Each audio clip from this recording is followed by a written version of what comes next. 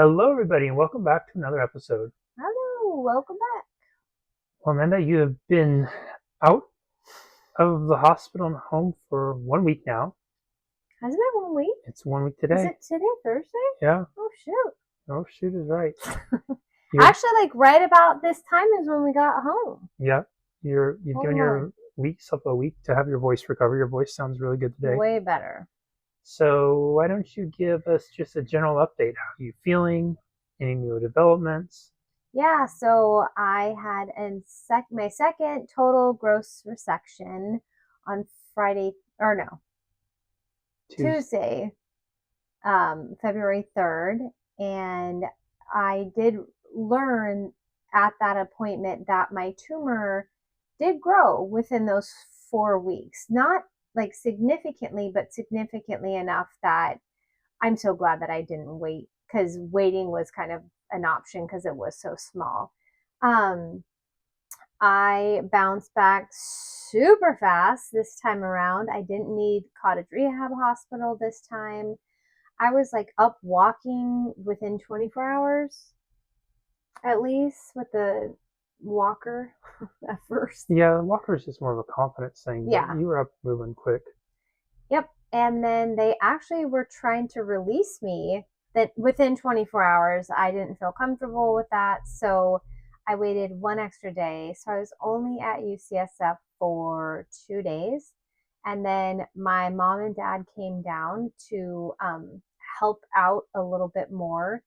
I felt a little uncomfortable going from UCSF hospital care to on my own. My mom is a ex-nurse, so I asked my mom and my dad to come down. We stayed at a hotel for 2 days, and that was actually kind of a very interesting experience. And what happened was I was so sleep deprived leading into surgery, and if you haven't had like any major surgery, you are after your surgery, and I can only speak on brain surgery because that's all I know. People are checking in on you every 45 minutes. You get like the worst sleep of your life. People are always checking your vitals, and like for a good reason. Like I am not like bothered by them. It's just a lot. And so I was so ecstatic to go home or to go to the hotel with my mom and dad. And once I started to drift off, I think from sheer exhaustion of like 5 days, I think I went into this really deep sleep. But what I thought was happening was I thought I had a stroke, because all of a sudden, like, my brain like went offline. It's not like I have any reason to think that I had a stroke, but I think my body just finally released the like fear and worry of a second surgery, finally got some rest, and it scared the hell out of me. So much so that I didn't go to bed for like 12 more hours. And then when I did go to bed, I felt like I kind of like was doing that really heavy, deep sleep again. That scared me. Which is, I don't know, I'm curious if like anyone that has ever had a craniotomy, if you've had that experience, but I did twice. And but my sleep is definitely regulated. I'm definitely hitting that 8 to 9 hour mark of sleep, and getting like pretty quality sleep for the most part. Movement has been extremely helpful. I'm trying to do 3 walks a day after every meal, and then also some little extra walks too, to see like anyone that wants to hang out nearby. So yeah, that's been it since surgery. And now that it's like a confirmed recurrence, I think that just makes the stakes so much higher. We were for a month going back and forth between like if this is a recurrence and we're going to do this. And then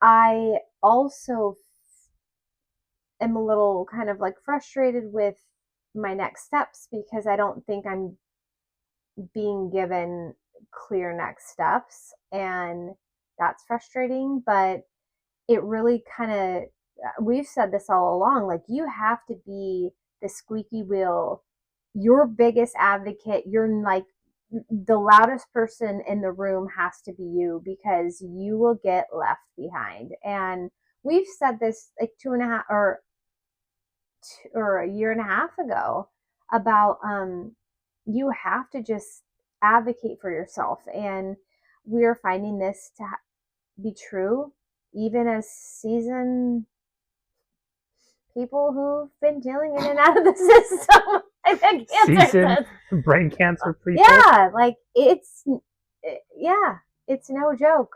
They have more patients than they have time for, and you're, I hate to say it, sometimes you're just a slot in someone's day.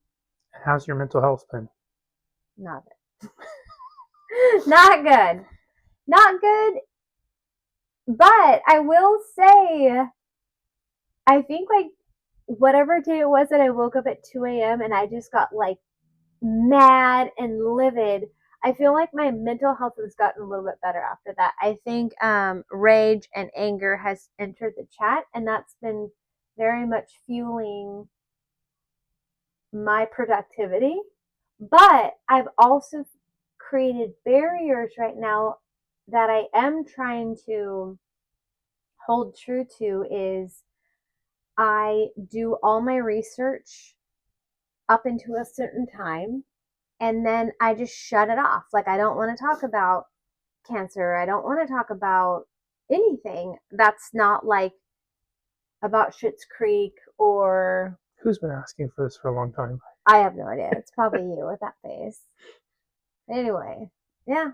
I mean, mental health is, it's gonna figure itself out. Like getting one of your longevity experts that you consulted with said that yeah, that was the most important thing. Yeah. And I think that's the thing that you've kind of, because you've had a great attitude overall, you haven't been as intentional about it as you could be. And this second round, this new chapter, it seems that you're really realizing how you have to prioritize it. Yeah. You can't just wait for it to fall into your lap. It's something that you have to be, like you said, intentional about your day. So creating a strategy of everything's going to have its place. You're even changing your evening routine where you're not going on social media. You're not having just open hours for whoever to call you and talk about treatments and stuff. But you're really blocking it out for just happiness and fun and giggles and all the good stuff. Yeah. Yeah. Any update on next steps with treatment yet? Most likely going to be re-radiation, chemotherapy, and then most likely having to go out of the country for care that is not offered in the United States. Anything else for this one? No, thanks for following along. I know I've been kind of like mostly quiet on social media, but it's solely because there's a lot of things that have to be figured out right now. And I just don't want to run myself ragged. And so thank you so much for the love and the support. And I'm going to spend some time this weekend, because I am going to try not to do too much on the weekends, of just like getting back to people and filling my gratitude cup then, without the crazy other things. That, like, I'm so glad that it's only Monday through Friday that I can talk to providers, and then the other 2 days I can shut it down. To Amanda's point about sticking with us, there were numerous times this past week where she was really having some down moments, and I would often read to her some of the comments that you all had shared about how much it's meant to you following her journey, what you've taken away from this, how it's impacted you, and or just to let her know how many of you are sending love and prayers and support and well wishes. And it's just been really, we can never say thank you enough. Sincerely, we can never say thank you enough. You guys have been with us through the good moments, and you've been with us the hard moments, Yeah. and you've stuck with us in the even harder moments. And we are deeply, deeply grateful for each and every one of you. Yes. Yes. All right, everybody. We'll see you next time. Take good care. Bye bye. Behind the scene. Pause this. What is that line? Hmm? What's that line? What line? Right here.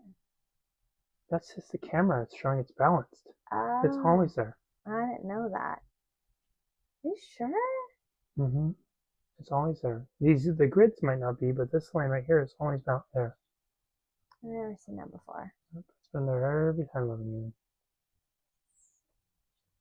Okay. So when you move it like that, that yellow means Oh. it's